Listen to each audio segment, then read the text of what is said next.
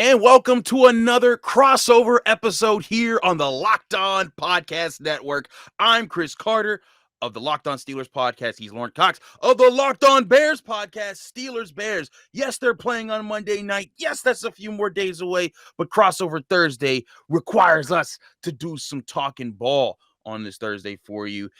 This episode is brought to you by McDonald's, proudly serving communities since 1965. McDonald's has always been more than just a place to get tasty, affordable food. It's an unofficial community center. A big thank you to our friends at McDonald's for always being there. We're loving it because it's not because there's two of us on the show. Also, we thank you for making Locked On Steelers and Locked On Bears your first listen every day. We are free and available on all platforms. Lorin, how you doing, my man? Hey, I'm doing well. I find myself not quite as excited for this Monday Night Football matchup, just given where things have been trending for the Bears. But hey, prime time when those lights goes on, I'll definitely be fired up.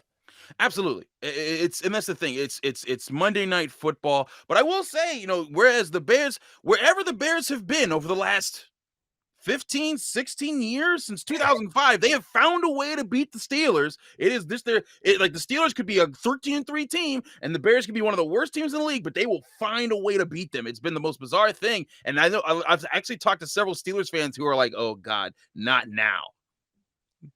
Yeah, it's a weird trend. I don't know if they've just figured out a little bit of Mike Tomlin. The Bears have weird relationships with teams. They've had that happen with certain teams, like at home too, when they come to Soldier Field or whatever. It's always been a problem. So we'll see if that trend continues. Certainly, the Bears are trying to work their way up and need a win like this to rebuild some of that confidence a little bit. Absolutely. Also, I forgot. I promised I would do this. I have to give a quick shout out to one of our Steeler Nation guys. Happy birthday to Richie Q from Dublin, Ireland. It is your birthday on Thursday. We thank you for being such a big fan of the Locked On Steelers podcast. But now, Lorin, let's get into some key questions. The question that every Steelers fan is trying to figure out right now. Will Khalil Mack play? There was talk about he was on injured reserve, then he wasn't on injured reserve. Now he's listed officially as questionable. What's going on in Chicago? Yeah, so clearly Khalil Mack is injured, but the mystery is to what extent. Right. And he's been a player that historically, even through his Bears career, he's played through minor things that actually, we think of them as minor, but I'm sure for regular mere mortals like us, we would be in bed all day. But he somehow plays football games through these sorts of things that he downplays, and he doesn't want to use it as an excuse. If I'm out there and playing, I'm going to be 100% for my teammates. And again, he doesn't try and make it an explanation or why he might be struggling or anything like that. And so that being said, he has plenty of weeks where he won't practice all week and he'll still play on Sundays, or in this case on Mondays. So there's always going to be that chance, as long as he's not on injured reserve, which they opted not to place him there last week, despite reporting that he was sort of expected to be shut down for a little while. Evidently, he's been stubborn or resisting enough, or thinks his body can heal enough to potentially play sooner than the injured reserve window might have shut him down. Does that mean he could be ready to go Monday? I wouldn't completely rule it out, but at this point, I think it would be a surprise given how close they seem to be towards shutting him down just 7 days ago. Yeah, that's a huge story, but I get it is a good side. One, like you said, Khalil Mack is not a human being. He is a ridiculous athlete on a completely other level. He's probably from Mars. We don't know, but he's a freak of an athlete, and we've seen guys like that kind of recover, and be able to get back from things. So we'll see what happens with him there. But I got to ask you about Justin Fields, because I personally was one of the biggest people that was on Justin Fields going into this NFL draft class. When they were putting Zach Wilson above him and all these other guys, I'm like, okay, you do that. When the Bears got him, I was like, that's the guy. The Bears are finally getting their guy. He's had a rough start. 3 touchdowns, 7 interceptions. The Bears, one of the lower scoring teams in the NFL right now. What has been your evaluation of his play so far? Is he learning? Is he growing? Is it the scheme that doesn't work for him? What's going on with Justin Fields? It's been a combination of problems surrounding him. And so when he's made occasional rookie mistakes in there, they tend to be a little bit magnified and exaggerated. So, of course, some of the turnovers and interceptions and mistakes have been his fault. A rookie in his first few starts is going to occasionally, make it some decisions here and there that are poor. And I think the biggest one that sticks with me is the ball security and the pocket presence. Is just sometimes he's a little bit too loose with because he's used to college where he is so much faster than the defensive lineman chasing him on the field. And so when he had Myles Garrett and Jadeveon Clowney in his first start against the Browns, that was a real wake-up call, and there was 9 sacks in that game. But 9 sacks does not all fall on the rookie quarterback, right? The offensive line has been I would say a work in progress. I don't know how much progress there's been, but it's been a struggle with the offensive line. It's been a struggle with play calling in terms of doing the types of things to support a rookie quarterback, especially with his skill set. Just this last week, they finally got into more play action and more moving pockets and different things to sort of open up the field a little bit more for Fields, because they want to get more explosive in the passing game. They know he has the arm strength. They know he can hit those tight window throws downfield. It's just a matter of giving him time for the plays to develop and to have a clean pocket to set his feet in and deliver those throws. And then, being able to then incorporate his legs into it as a part of it. We finally saw it all sort of pieced together as probably about as best as we've seen it last week against the 49ers. Just in that game, their defense completely fell apart and collapsed in a way that was really sort of surprising. So they feel like they're on the precipice of offensive success here. And a lot of it has been steady growth from Justin Fields. It's like each game, there's 1 to 2 plays where you're just like, wow, like that's a dynamic rookie quarterback. That's why you traded up and you drafted him in the top of the first round. And that's been able to, generally speaking, make up for some of the rookie mistakes in there. They just haven't necessarily had enough from the rest of the supporting cast around him to have that really turn into consistent points in offensive success. The Steelers just got done beating what's the number 1 ranked rushing offense in the Browns, but the Bears are the number 5 rushing offense in the NFL right now. Mike Tomlin talked about that being a serious threat, and he said Justin Fields is part of that. What has made the Bears rushing offense something that it can count on, or is that number overinflated, or just they've just happened to get that many rushing yards, or is there something real being built there? Because David Montgomery's been on injured reserve.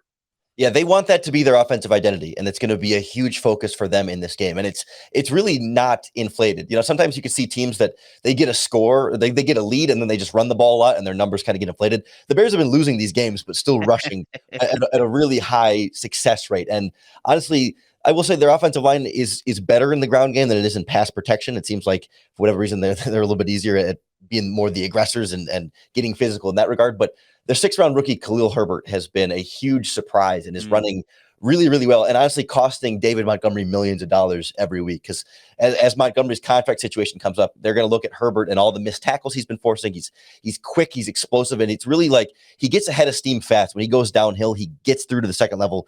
Just it feels like a beat faster than even like to some extent David Montgomery, because it's just kind of this one cut and go, whereas Montgomery's a little bit more side to side and Herbert's a little bit more of a downhill type speed runner. So he's really been the engine of this Bears running game. And it wasn't until last week against the 49ers that Fields had his first 100 yards rushing game, and his legs really now are expected to become an even greater factor against the Steelers. It's going to be a fun matchup there, I think, with a guy like Devin Bush at linebacker and how that quarterback linebacker dynamic goes in this one. It certainly will be interesting. The Steelers, they face their share of fast quarterbacks and athletic quarterbacks. Lamar Jackson, twice a year. But they're definitely they talked about Justin Fields in a positive way. At least when we talked to Mike Tomlin on Tuesday. Last question here from my side here. What do you see as the bigger assets of this defense right now? Because right now they're not ranking them up that high. They've given up the 20th. They're ranked 20th in points allowed. They're ranked 15th in yards allowed. They haven't really spiked up in anything. But this is a defense that I'm a big Roquan Smith guy. I've been for years. You got to respect Tashawn Gibson, Eddie Jackson. There's talent on this defense. Where do you see the trajectory of this defense going? Because the Steelers, they were talking a lot about how much they respect what they're going to have to do to put points up on the board against the Bears.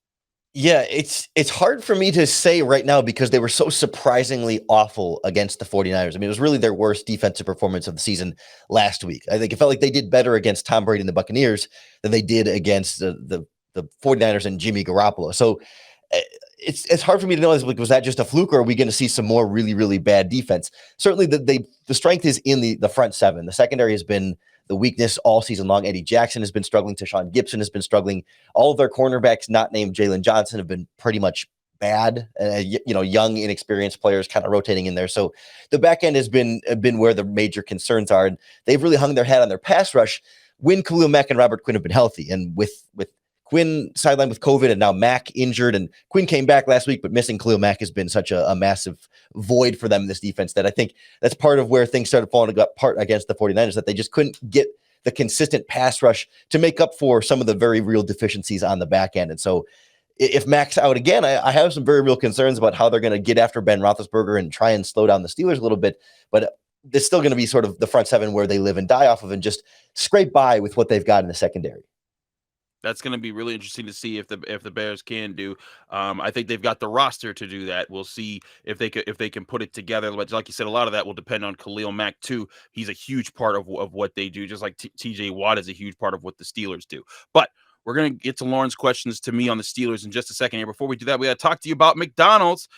This crossover episode on the Locked On Podcast Network is brought to you by McDonald's, proudly serving communities since 1965. McDonald's has always been more than just a place to get tasty, affordable food. It's a place where friends and family can come to reconnect. It's a place where classmates can meet up for a study group, knowing they'll have dependable Wi-Fi and endless supplies of French fries and McFlurries. Win or lose, it's a place where teammates, competitors, the home team, or the away team can come to recharge. It's the place you'll always look forward to stopping at on a long road trip to rest your legs and refuel. Trust me, I just did a New York trip a couple weeks ago. On my way out there, I got me some McDonald's breakfast. On my way back, I got me some McDonald's breakfast.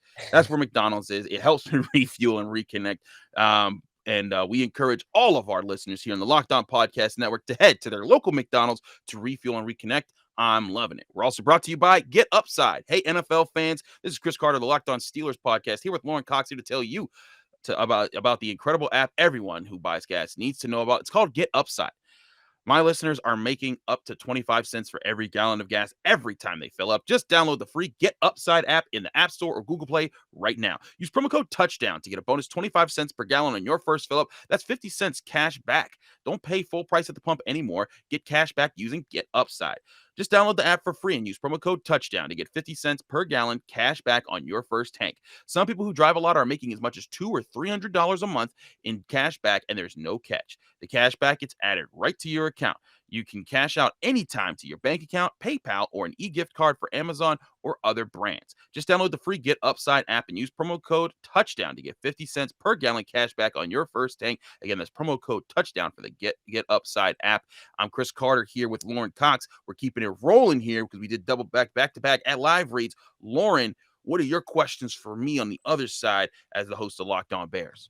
Yeah, where do you see the Pittsburgh Steelers sort of fitting in right now in the trajectory of the AFC North and really, I guess, sort of the AFC playoff picture? Because I feel like, when they were losing all those games, they're 1-3 or whatever, and it kind of felt like, at least from the outside, it was like, well, not that they're done, but obviously, it's kind of game over with Ben Roethlisberger. It's the beginning of the end here, or maybe the end of the end here, and the sort of end of an era, and they're going to have to turn over, and everything's kind of just falling apart there. While the rest of the division was sort of accelerating, and all since then, the Browns kind of fall off a little bit. The Ravens maybe a little bit more vulnerable, and of course, the Bengals have kind of been back and forth, and they've won 3 games in a row. So, where? Are the Steelers contenders? Are they pretenders? What's sort of your level of confidence in what we've seen from them recently? I've said before the season and during the season, I see them coming late December.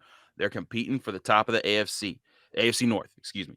I think that this division is a lot closer than people gave it credit for. The Bengals are probably the biggest surprise of the division with the way that they've started off strong. But I said that they would fall off this season, and I think they don't have any of the experienced guys who have been part of winning teams, on their roster who can kind of carry and lead.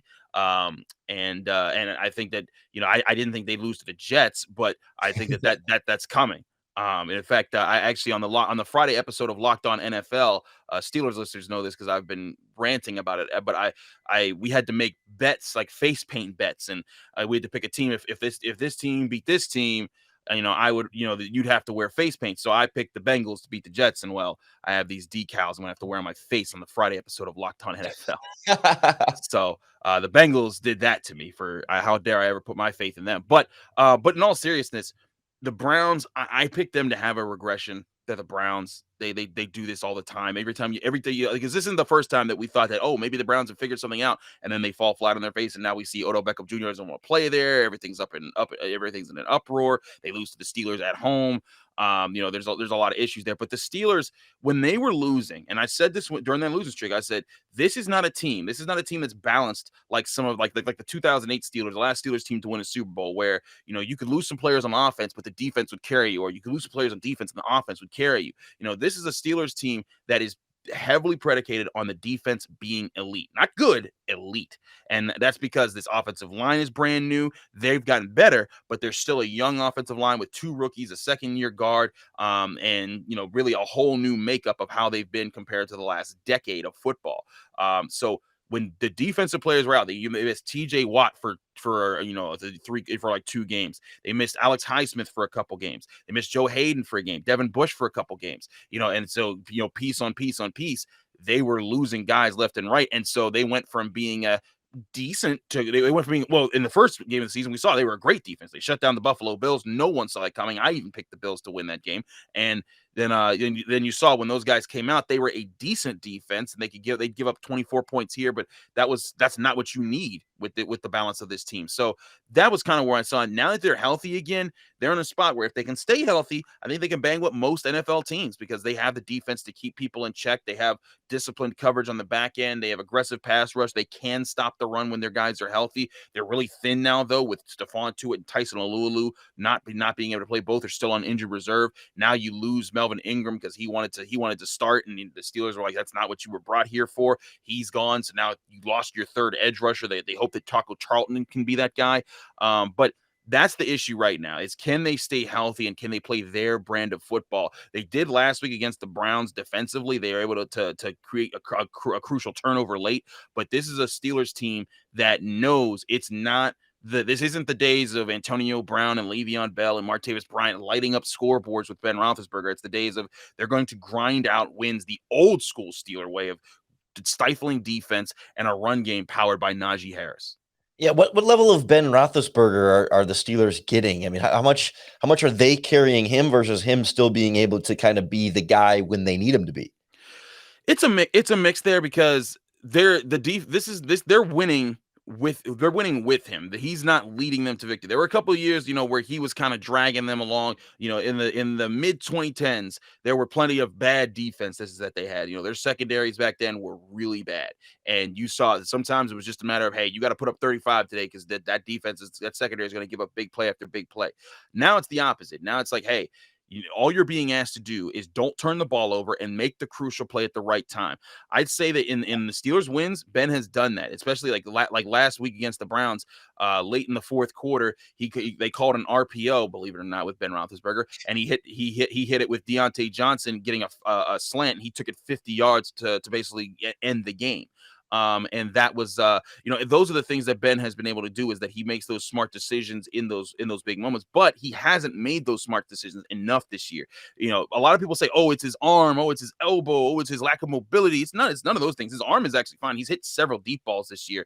But the issue is he's still not a surgeon at the quarterback position. He's still not cycling through his reads consistently enough. And part of that is he didn't think he had enough time. He's under pressure. He was under pressure a lot early in the season. He was getting hit 11 times a game to start this, for the first like 3 or 4 games. And that led to some distrust. And he was like, I got to get the ball out faster. And he didn't feel like he could go through his reads. Now he's starting to figure that out for himself. So it's more so that, older version of Ben still has the arm, just doesn't have the ability to, absorb a hit and like shrug a 300-pound lineman off and then throw the deep ball. Now he has to kind of just win with his head and win with his arm. And that's a little bit harder for him because he's never been that cerebral quarterback. He's been more instinctual and just feeling his way through the game. So I wouldn't say the Steelers are carrying him or he's carrying the Steelers, but I'd say he's more of a passenger in the car that is the Steelers that go, whereas in some years past he was often the driver.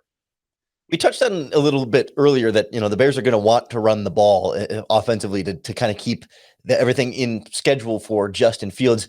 The Steelers' run defense, it seems like they've had some games, like last week they kind of kept Nick Chubb and the Browns pretty well under wraps, but then like Rashad Penny and the Seahawks had, I think, 100 yards against them. What's been sort of the difference there? What's made them good when they've been good, and why it seems like, and not that they've given up any like humongous rushing performances, but is there some, or has there been some wiggle room there for some teams to find a little more room on the ground than you might expect? Well, there has been, and it's funny. It wasn't even Rashad Penny. It was Alex Collins because Penny was still hurt. Like it was literally the third string running back for the Seahawks who was Yeah. dicing them up, and everyone was like, "Where did this come from?" But I'll tell you what that was, because we asked because that was leading into the bye week, so we had 2 weeks to ask Mike Tomlin and the Steelers, what was that? And you're about to play Nick Chubb. What are you gonna do? But the Steelers maintained the whole time. Like, hey, we weren't assignment, we were playing gap assignment football. We didn't maintain gap integrity. We needed to be more disciplined in how we played those spots. And a lot of people thought, like, oh, okay, that's just them saying, oh, it's within our control. Then they went out in the Browns game and they proved it. They held Nick Chubb to just 61 yards on the ground. They forced Baker Mayfield to beat them, and when you do that, most often you will win the game. So that was kind of what that was, and they proved it right now. I will say that it's going to be tough for them to rely on that consistently. Again, they're down two major defensive linemen. Stephon Tuitt was, right next to Cam Hayward. Stephon Tuitt and Cam Hayward were poised to be the best defensive tackle 1-2 punch in the NFL because of Hayward being an all-pro elite kind of guy. Tuitt getting there. He had 11 sacks last season and he stuffs the run very well, but his brother died in the offseason, which really slowed his rehab up as far as getting back from his knee injury. And so now he's doing a lot of that work now. So he's pushed far back from being able to be ready for this season. And then Tyson Alulu suffered an unfortunate injury. So, and then they lost the guy who was going to be behind those guys and Carlos Davis. So they're really down 3 interior defensive linemen, but they found that, Chris Wormley has stepped up to be a better player for them. Isaiah Loudermilk, the 5th-round rookie they traded up to get this past year, has stepped up. They really like what Isaiah Buggs, is learning to do. It's more so those guys figuring things out in the middle that has allowed them to play well last week. But again, these are young guys. Oftentimes that can be inconsistent. I'd watch out if I'm the Steelers for that Bears rushing offense. So both teams, it sounds like, are going to want to play physical running game and tough defense and try and keep this little back and forth slugfest. I think that's why our friends at BetOnline.ag have the over-under set for this game at just 40 points. Not expecting a big shootout there. BetOnline, of course, one of the wonderful sponsors helping us bring you this Crossover Thursday podcast.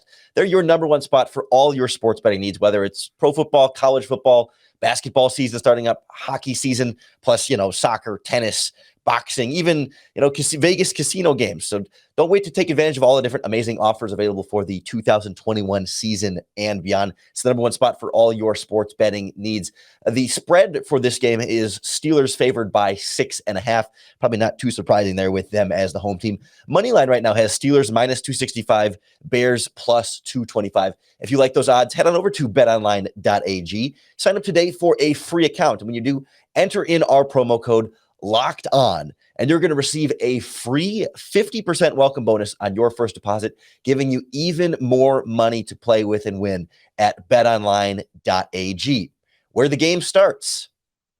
Back here on Crossover Thursday, here on the Locked On Podcast Network. I'm Chris Carter of Locked On Steelers. He's Lorin Cox of Locked On Bears. We are keeping it rolling here. We asked each other questions. We got down to, who's hurt, who's not hurt, what's the strengths, what's the weaknesses, what's going on with each other's quarterbacks. But now it's time to talk matchups. And this is what I do every week when I go on Crossover with somebody. We got to talk about what's a matchup you like for your team and a matchup you dislike for your team. Lorin, I'll let you start. What's the best matchup that you see the Bears being able to work to their advantage in this game? The spot I've circled is, when you talked about it earlier, a lot of rookies on that Steelers offensive line. Mm-hmm. And the Bears have been so predicated on needing their pass rush to disrupt opposing quarterbacks to help out their secondary that just can't hold up if quarterbacks can extend plays, which is what Jimmy Garoppolo was able to do quite a bit of last week. And I'll be curious to see how Ben does in that regard. But looking at Dan Moore at left tackle, a rookie 4th-round pick, versus Robert Quinn, who has really been one of the positive surprises of the season for the Bears defense. Last year was his first year in Chicago and got a very nice contract to come play for this team, and really was a huge disappointment. Bears fans were ready to trade him, ready to cut him. I mean, I was ready to trade him and cut him. He was awful. I mean, he was not producing sacks. He was not getting even pressures after the quarterback, and just a waste of money and a waste of a roster space for a lot of the game that was hurting the Bears pass rush. But all of a sudden this season, something changed, and he's kind of vaguely hinted that, like, he was dealing with something in his life last season, whether it's an injury that he won't admit to, or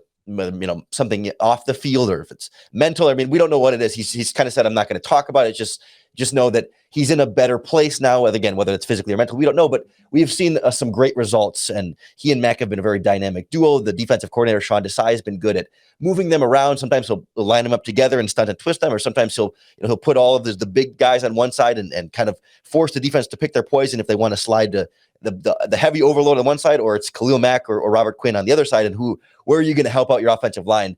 I'm looking for, even whether Mack plays or not, for Quinn to be able to win that one-on-one matchup and make Ben Roethlisberger uncomfortable, because that could go a long way for this defense to kind of hold its own on the back end. It's certainly a big case there. What's a matchup that you're worried about? Boy, there's a lot of them, and I hate to stick with the trenches, but on the other side, TJ Watt versus either of the Bears' offensive tackles. I know Jason Peters is definitely the bigger name, and has had a great career with the Eagles, but he is not the offensive lineman he once was. He's been hit and miss. Certainly, I trust him more than the right side. It's probably going to be rookie 5th-round pick Larry Borum, who made his first start last week after coming off an injury. If not him, they've rotated some other guys in there, Elijah Wilkinson or maybe Alex Bars if things kind of hit the fan. But TJ Watt has just been so dominant and so good this season. And either Bears offensive tackle is going to be a concern for me after we've seen Justin Fields struggle versus some really great pass rushers winning against the Bears offensive tackles. Recently they've done a better job of leaving tight ends into chip and pass block a little bit more, running backs helping out in those pass rushing lanes as well. And it's made a noticeable difference, but I think it's going to take more than just scheme to fully neutralize these pass rushers, especially TJ Watt, when you have a clear plus matchup for the Steelers there that can, again, disrupt the running game as well. Watt's not just a great pass rusher. He's great in collapsing those edges too. And if they can keep Justin Fields from having that time to throw and open things up vertically, the Bears can get a little stale, a little bit one-dimensional. They fall behind the sticks, and that's how you get a lot of punts and not a lot of scoring.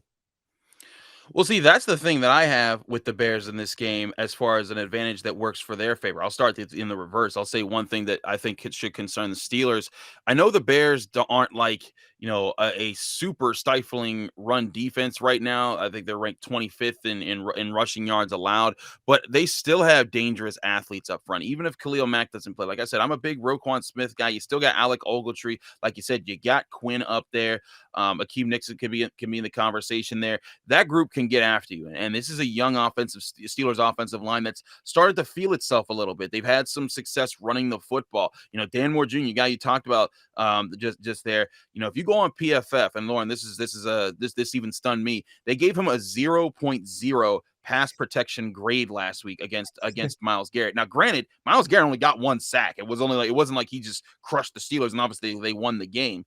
But it was a matter of like, okay, is this a boost of confidence, or is this going to be something where they start to feel themselves a little too much and maybe they overlook an opponent like the Bears, who, despite the talent, the Bears are 3-5 right now. So, there could be something there. That would be something I'd be worried about as far as the youth in Pittsburgh, going up against some guys that are really athletic, can get after you and can change things. Because if the Steelers run game doesn't get going, the Steelers passing game is going to have a hard time getting set up. And with Ben Roethlisberger playing the way he has, he kind of needs Najee Harris to take over games. But my advantage that goes to the Steelers is a lot like yours. What you said is this advantage, and it's the pass rush in general. Not just TJ Watt, but Alex Highsmith has really come along as a pass rusher. He isn't always the guy that finishes the plays, but he's become the guy that's able to come off the edge and at least chase people out of the pocket into the arms of other players. In fact, the first sack of the game that was between Cam Hayward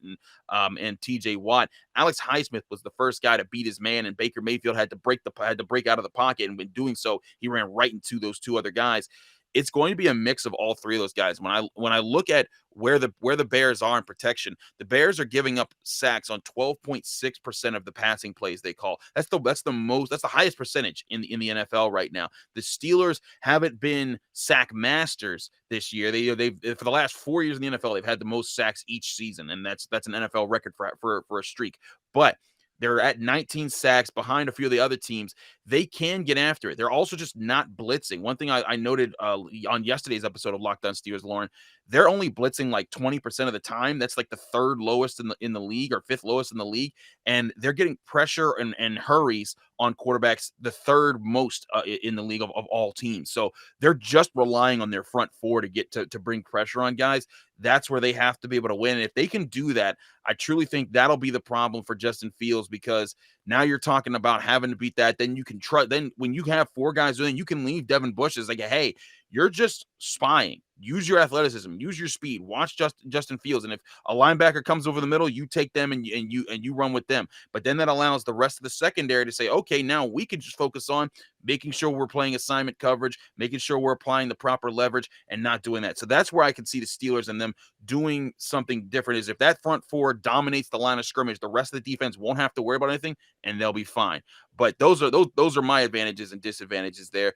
Lorin, I will say with Fields and the sacks, it's definitely been, I think the inflation in the number of sacks has been a little bit more Fields than the offensive line. So like the offensive line is still allowing pressure, but Fields has been a little bit inclined to hold on the ball too long and try and create something with his legs, because he's such a dynamic playmaker with his legs. It's like, oh, well, he wants to escape the pocket, keep the play alive. And sometimes, he'll get sacked 2 yards behind the line of scrimmage as he's like starting to try and scramble away, but just trust his speed a little bit too much, or little things like that, where a lot of those sacks could be negated if he threw it away, but the offensive line still does get blamed for allowing the pressure in the first place. But the difference between that pressure being just hurrying the quarterback and throwing it away versus becoming an actual sack, that's been a little bit more on Justin Fields this season.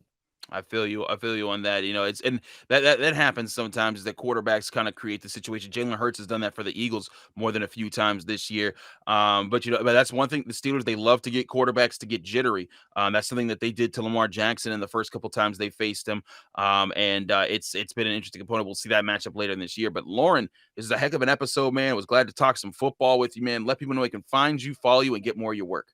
Of course, we're 5 days a week on the Locked On Bears podcast on YouTube as well. On Twitter, at Locked On Bears is the podcast. I'm on Twitter at Cox Sports One. Of course, always talking Bears. And Chris, let my listeners know too where they can find more Steelers stuff from you if they want that advanced intel. Just like Locked On Bears, Locked On Steelers, Monday through Friday, sometimes Sunday if we want to get a special on us.